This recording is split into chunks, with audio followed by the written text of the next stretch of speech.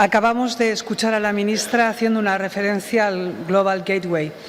Es una iniciativa de la Unión Europea que busca impulsar vínculos inteligentes, limpios y seguros en los sectores digital, energético y del transporte. Esta iniciativa busca también potenciar los sistemas de salud, educación e investigación en todo el mundo. El elevado déficit en inversión en infraestructuras que padece Iberoamérica abre un espacio a la llegada de inversiones extranjeras desde Europa. Vamos a hablar sobre todo ello en este panel que va a estar moderado por Soco Fernández Larrea, presidenta de OFG. Muchas gracias. Bueno, encantada, muchísimas gracias por participar en esta mesa redonda, hablar de conexiones, ¿no? Antes la ministra se refería precisamente a la estrategia global de Gateway. Me encantaría presentaros a nuestros ponentes. Primero tengo a mi izquierda a Alberto Baco. Alberto es el director general de RE Capital y además dirige una organización sin fines de lucro para potenciar la economía de Puerto Rico, Partnership for Modern Puerto Rico, y además ha sido ministro, presidente del Banco de Desarrollo Económico de Puerto Rico, también ha sido vicepresidente ejecutivo y presidente del Banco Gubernamental de Fomento para Puerto Rico, o sea que tiene una visión de la economía bastante transversal y de todo lo que se puede hacer en ella. A continuación tenemos a Manuel Contreras, que es el presidente del grupo ADVI. Manuel, además, también es miembro del patronato del Premio Princesa de Asturias y, además de ser miembro del Consejo Directivo de CEAPI, lo es también de la Junta Directiva de CESUR, que es la Asociación de Empresarios del Sur de España. Por último, y no menos, José Antonio Fernández Gallar, que es el consejero delegado del grupo OLA. Ha sido también el presidente de la Junta de Compensación de las Cuatro Torres, de la de Valdebebas, y además estás en numerosas asociaciones de empresas de infraestructura. Así que, bueno, empezamos si queréis, solamente por hacernos un poco por ponernos en contexto. Estamos hablando de una estrategia que sale de la Unión Europea, la de Global Gateway. Estamos hablando de una estrategia que habla de 300.000 millones de euros puestos para mejorar las conexiones y hacer conexiones viables y sostenibles entre los socios de la Unión Europea y de la Unión Europea con sus propios socios, entre los miembros y sus propios socios.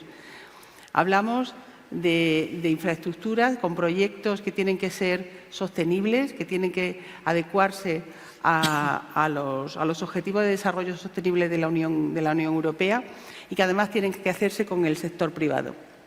Precisamente hoy día la verdad es que hoy no se concibe ningún proyecto, ninguna iniciativa pública que no sea contante con el sector privado, ¿no? Esta propia iniciativa de Gateway cuenta con el sector privado y, de hecho, es uno de los ejes de la propia estrategia, ¿no? La canalización de toda esta iniciativa a través del sector privado. ¿Creéis que de verdad a nosotros nos pilla en condiciones como empresas de que esto pase? ¿Creéis que nos pilla preparados a las empresas para que esto ocurra? ¿Contesto yo? Si quieres. Muy bien. Pues lo primero, gracias. Buenas tardes. Quería felicitar a CEAPI y a Nuria por esta iniciativa que, como siempre, con ese empuje que nos arrastra a todos, nos ilusiona. Y agradecer a todos los amigos y compañeros que venís del otro lado del Atlántico el esfuerzo de venir hasta aquí y de venir a visitarnos. Gracias. Si estamos preparados, claro, estamos preparadísimos y con muchas ganas. Que se lo diga en alto. O sea, realmente el sector de las infraestructuras, yo creo que ha pasado unos años, y quizá esto desde la perspectiva europea, pero probablemente también mundial, un poco aletargado desde el año 2007, cuando, digamos, estalla la crisis financiero-inmobiliaria. Se paralizan un montón de planes de inversión, por supuesto en Europa, en Latinoamérica, en algunos países no.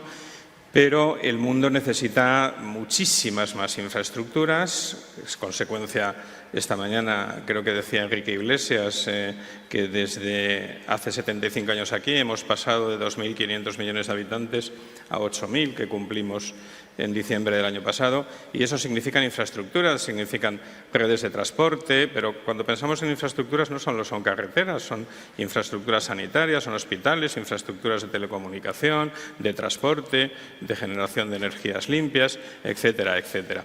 ¿Y estamos preparados? Sí. Yo creo que en España hay tremendo talento en las grandes constructoras y en las grandes ingenierías, lo hemos demostrado. Creo que lo hay también en Latinoamérica. Creo que la conexión entre las dos compañías, entre los dos mundos, que es prácticamente el mismo, porque hablamos mismo idioma, tenemos las mismas raíces, no solo en cuanto a civilización, sino incluso de la forma de entender el derecho, los contratos, el marco jurídico, y todo eso es esencial. Y si me permites añadir, para las infraestructuras hace falta, por supuesto, talento, hacen falta ganas, pero hace falta dinero. Y el dinero, esos 300.000 millones a los que se refería la ministra, hay que complementarlos con la barbaridad, toneladas de dinero que hay en el mundo buscando inversiones estables, como son las infraestructuras que tienen ingresos recurrentes. Y eso, y me extiendo ya muy poco, es consecuencia de que en un mundo como es el caso de Europa, de Norteamérica, de Latinoamérica, pues somos muchos los que nuestros pequeños o grandes ahorros los invertimos en unos planes de jubilación, de inversiones, y todo ese dinero va buscando inversiones, y las infraestructuras son tremendamente atractivas para ese tipo de inversiones. Solo hacen falta, por supuesto, rentabilidad y estabilidad jurídica. Bueno, yo quería poner un poquito en contexto la iniciativa de la Unión Europea, que pone en relación la inversión europea en Iberoamérica con respecto al otro gran bloque que se está formando en este momento de crisis en el mundo, que es China. Es decir, frente a un bloque de dictadura, de economía dirigida, de empresas públicas, la Unión Europea hace un planteamiento de sostenibilidad, de democracia, de seguridad jurídica y de defensa del medio ambiente. Y yo creo que en ese marco es donde se mueve esa iniciativa. A partir de ahí, pues el mundo tendrá que elegir en qué plano quiere moverse. ¿Quiere moverse en el plano de una dictadura imperial como la china, o quiere moverse en el plano de las democracias occidentales? Y yo creo que esa es la oportunidad que le da Europa, o esos 300.000 millones a Iberoamérica en ese momento. Y añadiendo un poco en el tema de la financiación, que yo creo que es importantísimo, es verdad que la banca y los fondos están preparados y hay suficiente dinero en el mundo para movilizarse, para negociar y para invertir en esas infraestructuras, pero en países pequeños se está presentando el problema que la banca local no está lo suficientemente desarrollada como para preparar project finance y inversiones en el medio y largo plazo, en inversiones de 15, 30 años.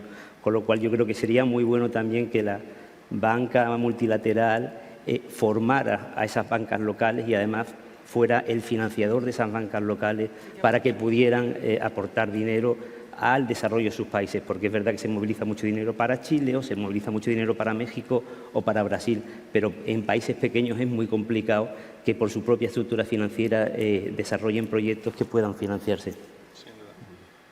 Alberto, ¿tú cómo lo ves desde el otro lado? Yo entiendo que lo que está pasando con China y la polarización entre Estados Unidos, Latinoamérica y Europa, lo que presenta es una gran oportunidad porque el mundo que tenemos hoy, estamos viendo una falta de talento en unas áreas muy específicas, en otras áreas falta de capital, y aquí lo que tenemos es una gran oportunidad de mover talento, mover capital y unir unas oportunidades que presenta Estados Unidos, un potencial de capital que está presentando la Unión Europea, y crear más puentes de unión, que es lo que se trata estos foros de CEAPI, de hacer unos puentes para que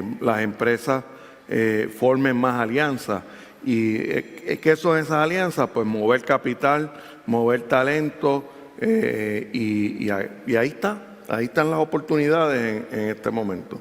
Es que precisamente se traía este punto al Congreso porque quizás a lo mejor no se ha hablado tanto del tema a un lado y a otro, y no solamente se trata de lo que se haga aquí en Europa, no estamos hablando de dinero para hacer infraestructuras en Europa, sino sobre todo para hacerlo afuera y mejorar las conexiones entre Europa y el resto de sus socios, ¿no? Realmente es, digamos, la alternativa a la nueva ruta de la seda china, ¿no? Desde el punto de vista de Puerto Rico, que es desde donde yo lo veo, ya se ha abierto mucho, se han tendido muchos puentes.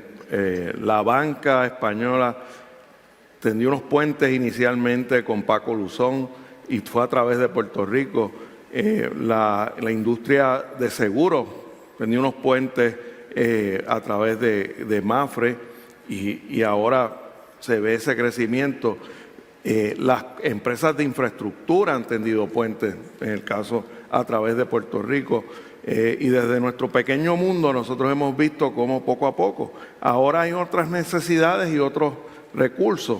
Y Estados Unidos, yo lo veo muchas veces que hasta es una oportunidad que no se ha utilizado, donde hay unos recursos disponibles que lo que hace falta es traerlos a la mesa y unirlos a estos recursos de la Unión Europea y estos recursos y talentos de Latinoamérica.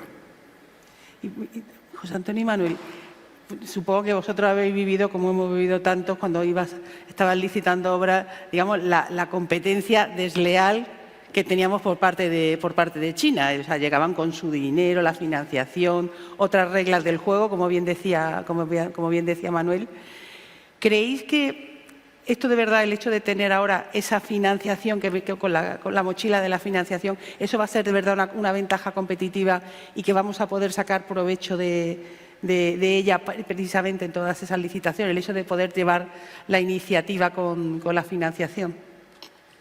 Porque supongo que la habéis sufrido, ¿no? Hombre, lo hemos sufrido muchísimo. Es decir, empresas que son en el fondo empresas públicas con un acceso ilimitado a la banca y a capitales, donde el tema de perder o ganar es absolutamente baladí para ellos, porque tienen por detrás al Estado garantizando la pervivencia de las empresas y los puestos de trabajo, pues es difícil competir. Pero es verdad que al final, en muchos casos se ha demostrado que después es como el que quiere comprarse un buen coche o un coche malo. Viene usted, ellos han jugado siempre en el precio para ganar las licitaciones. Pues cuando te compras una cosa barata, a los 3 días se rompe normalmente. Cómprate una cosa con estándares buenos, europeos, de calidad, y seguro que te dura casi toda la vida.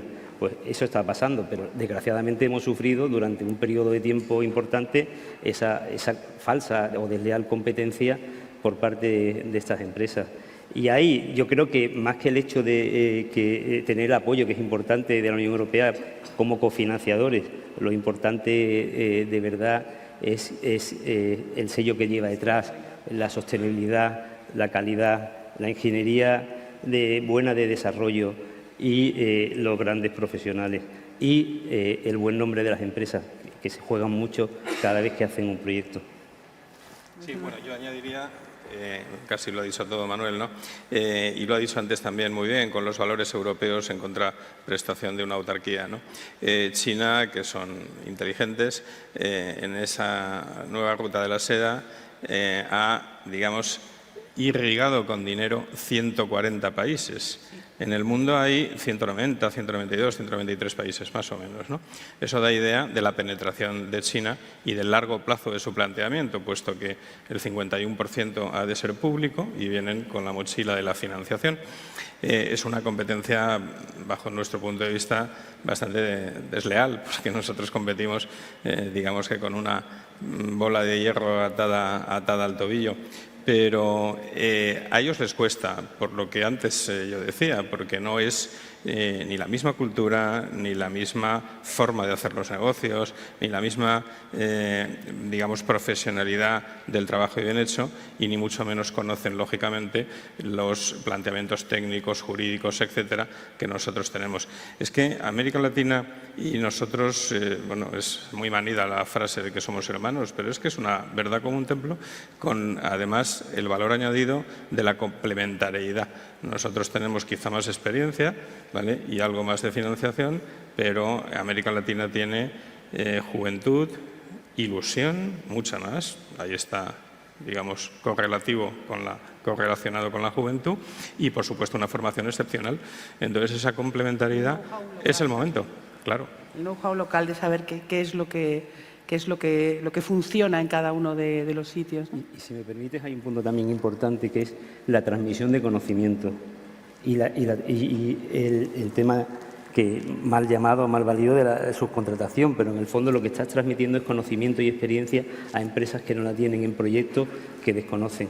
Yo, por ejemplo, pongo ahora el ejemplo en México del tren, el tren que es una revolución en ese momento en México porque se está construyendo muchísimo. En México no se construye una línea férrea desde tiempo de Porfirio Díaz y entonces las empresas no tienen experiencia. Pues, ¿qué se está viendo? Pues una transferencia de conocimiento importante tanto al personal como a compañías mexicanas por parte de empresas europeas. Y eso no lo hace una empresa china, porque no compran ninguna Coca-Cola allí, se trae al destornillador de China.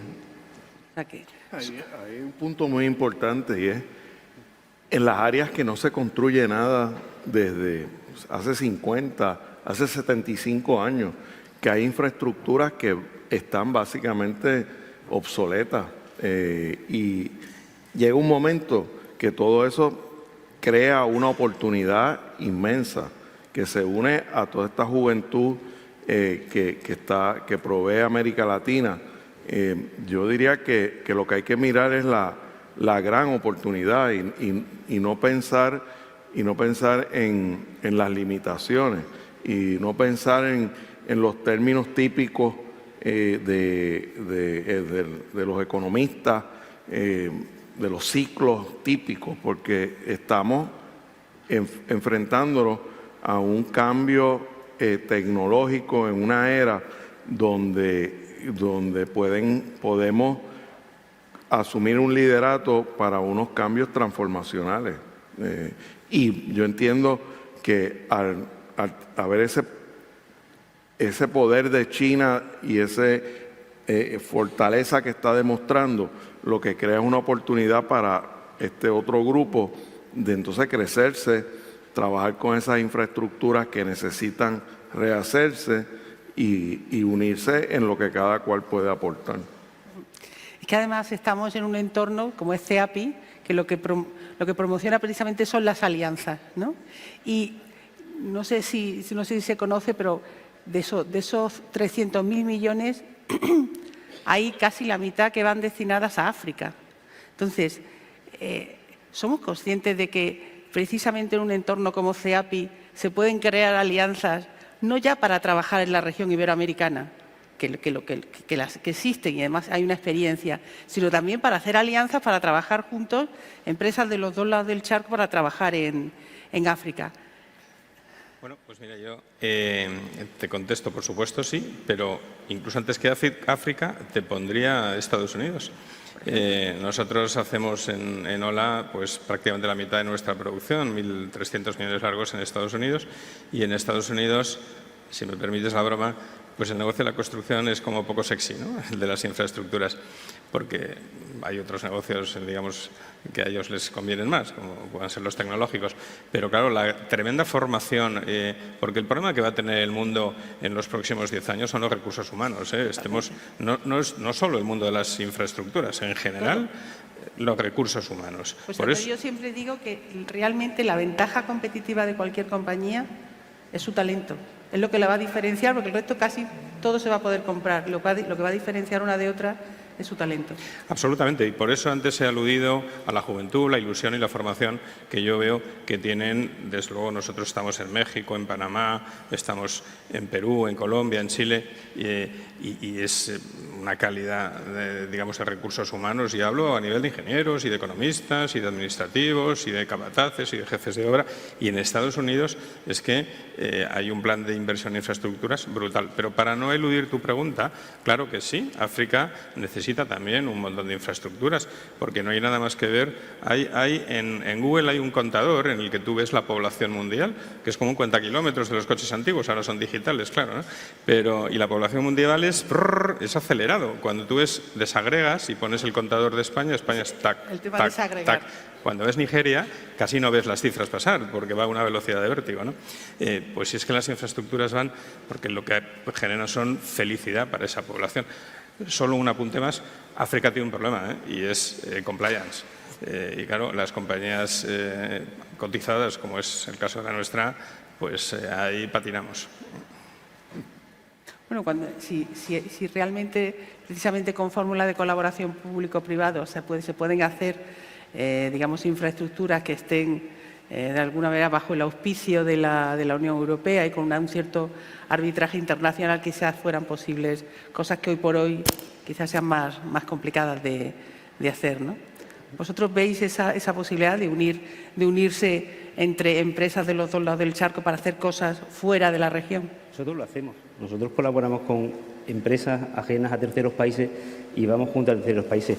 Y aparte, lo que ha dicho José Antonio es cierto, es decir, los recursos humanos, nosotros, desgraciadamente, España cada vez tiene menos recursos humanos y entonces cogemos y formamos gente en terceros países y los mezclamos. Es decir, tenemos chilenos en Noruega en estos momentos, mexicanos en Estados Unidos, bolivianos en Perú y en Portugal también tenemos gente de países de Iberoamérica. Pero no estamos hablando de operarios, estamos hablando de personas con una alta cualificación en formación, son ingenieros, es decir, gente de alto valor. Y eso, además, lo que incide después es en que hay alianzas con empresas de estos países y operes con ellos en terceros países. Nosotros acabamos de cerrar un acuerdo con una empresa mexicana para ir a un producto en Paraguay. Gracias, porque nosotros en OFG, precisamente, toda la expansión en Estados Unidos la hemos hecho con talento mexicano y centroamericano. O sea, porque que ya trabajaban con nosotros antes, pero nos han permitido esa expansión y efectivamente parte de ello es la formación. Y estamos hablando de gente de altísimo nivel. Yo creo que José Antonio te lo podrá confirmar, pero el máximo problema que tenemos las empresas en Estados Unidos son las personas, es decir, no hay. Absolutamente, porque además de que, como he dicho antes en tono de broma, es menos sexy este negocio que trabajar en Apple o diseñar videojuegos, es que adicionalmente a una buena parte de la población después de la pandemia le ha dado por no trabajar en Estados Unidos. Y claro, pues eso está complicando bastante, digamos, la economía americana, ¿no? Pero Estados Unidos tiene que darse cuenta de que además tiene que aceptar toda esa inmigración que necesita para crecer, es evidente. Y en cuanto a lo que preguntabas de alianzas de empresa, pero si eso va en el ADN de nuestro negocio, hacemos UTEs allá donde quiera con todas las empresas del mundo, pues qué mejor que con quien encima hablas el mismo idioma, el contrato es exactamente con el mismo marco jurídico y te entiendes y casi hasta disfrutas de la misma comida. Totalmente. Tú, Alberto, yo entiendo que un poquito el contrato social, el discurso de los políticos, la empresa privada tiene que fomentar un cambio, porque todavía, por lo menos en el mundo de Estados Unidos, el mundo de Puerto Rico, que es parte de ese mundo, es un discurso como que la inmigración es algo negativo y debía ser que los países más desarrollados pues fomenten el que personas lleguen a su país, porque debe ser fomentar el ayudar a otros países a subir, compartir esa riqueza, y parte de compartir es permitirles, facilitarles el que entren a su país a trabajar, porque hay esa necesidad. Yo creo que nos toca a la empresa privada hacerle tan claro que es una necesidad la de traer ese talento a trabajar al país, y que no solo eso, estamos ayudando de esa manera a otros países en su desarrollo económico. Pues en la medida que salen personas talentosas a otro país, eventualmente van a regresar, o van a regresar riqueza a ese país, y es un ciclo que es positivo para ese país, no es negativo como a veces esos países lo ven.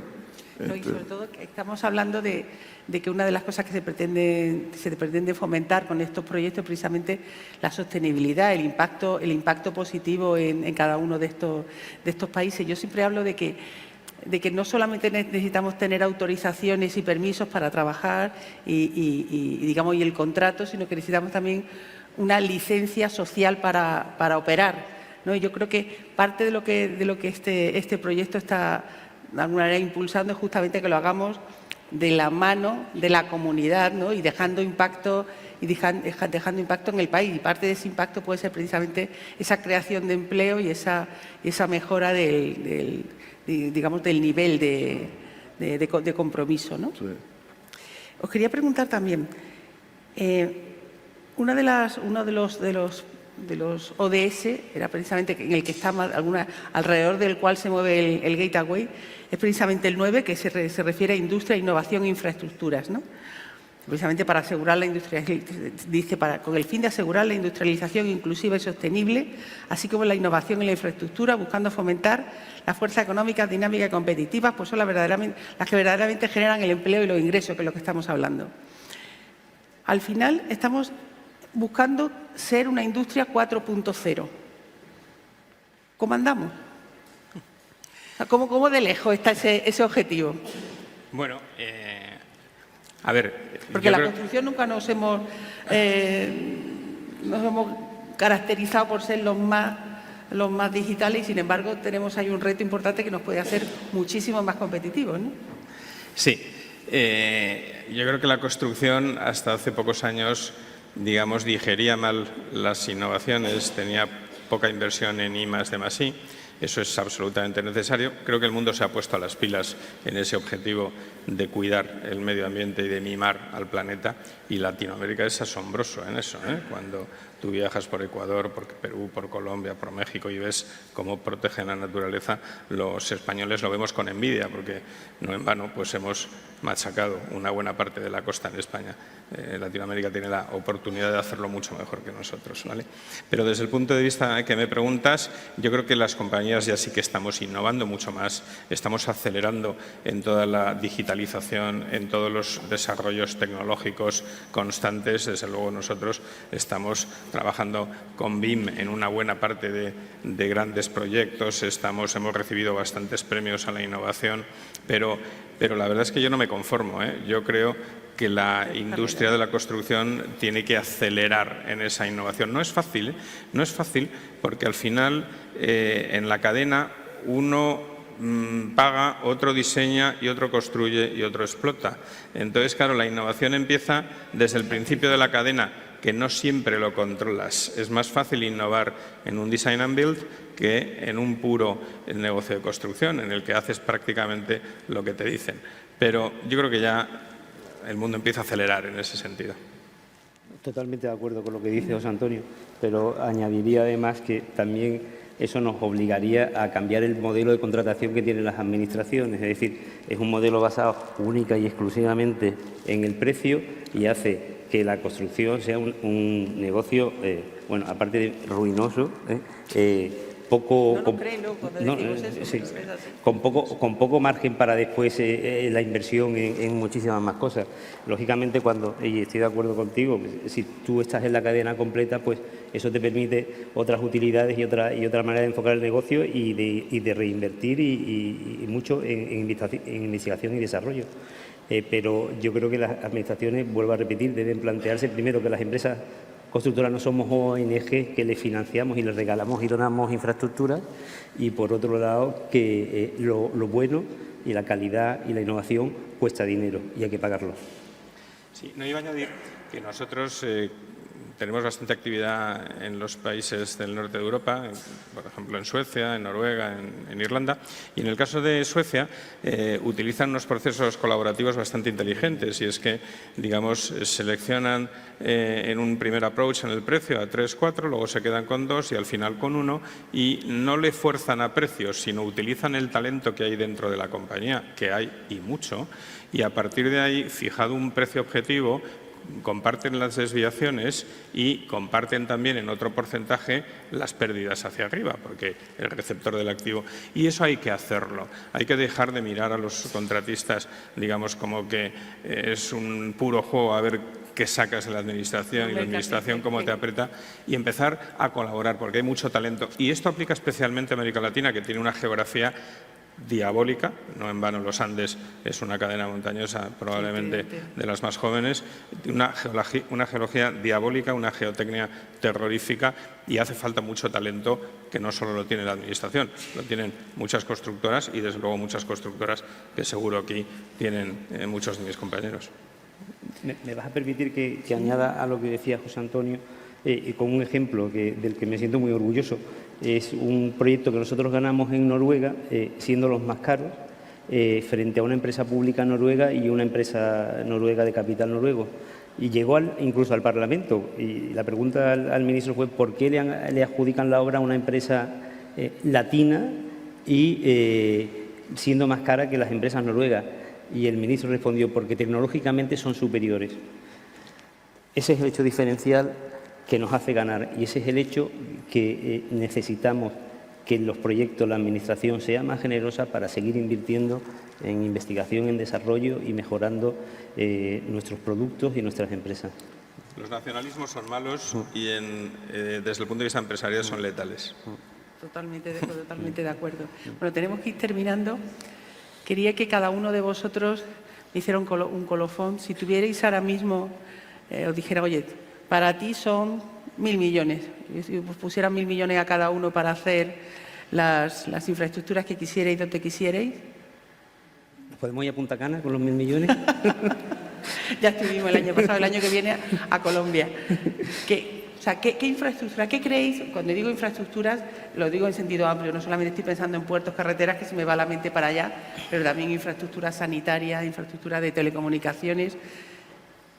¿En qué lo utilizaríais y dónde? ¿Puede ser genérico, puede ser concreto? Yo escogería las fortalezas que tengo y miraría dónde se ha quedado atrás cada país. Estados Unidos para mí se ha quedado atrás en infraestructura de trenes. Y qué fortaleza existe y miraría en Latinoamérica se han quedado atrás en algunos países totalmente en carretera, es absurdo. En algunos países coger de un aeropuerto a la ciudad 4 horas por falta quizás de inversión, porque no quieren recibir inversión foránea o es porque no tienen la tecnología, no sé por qué. Pero todas esas cosas que uno ve en distintos países que son absurdas, yo utilizaría una negociación para resolver esos problemas. ¿Tú, Manuel? Yo un mix, yo haría sanitaria, transporte sostenible y transmisión y líneas eléctricas para cerrar el círculo. Y la repartiría de forma homogénea, ¿no? Efectivamente. Bien, ¿tú, José Antonio? Bueno, yo primero quiero decir que las infraestructuras yo creo que vuelven a estar de moda en todo el mundo y que tenemos que confiar mucho. Afortunadamente ya hemos pasado bastante calvario, ¿verdad?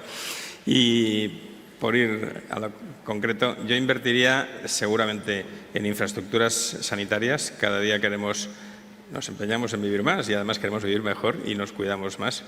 Y además, como hacemos mucho deporte a los 60, nos rompemos más, con lo cual los hospitales son necesarios. Y seguiría invirtiendo en turismo, especialmente en Iberoamérica. Creo que el turismo y los buenos hoteles, yo creo que el turismo es imparable y faltan todavía infraestructuras turísticas de calidad.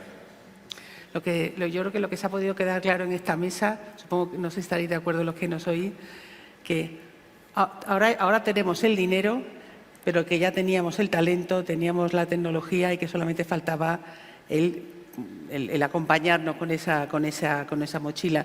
El eslogan de este congreso es "el momento es ahora" y la oportunidad. Yo creo que efectivamente se da la circunstancia de que ahora es el momento de hacerlo, ¿no? O sea que yo os animo a que precisamente que echemos adelante y que pidamos lo que queramos. Y en CEAPI yo creo que se pueden dar las circunstancias precisamente para encontrar talento, tecnología, inversión y para que lo echemos adelante. Oye, muchísimas gracias y a por la próxima. Muchas gracias.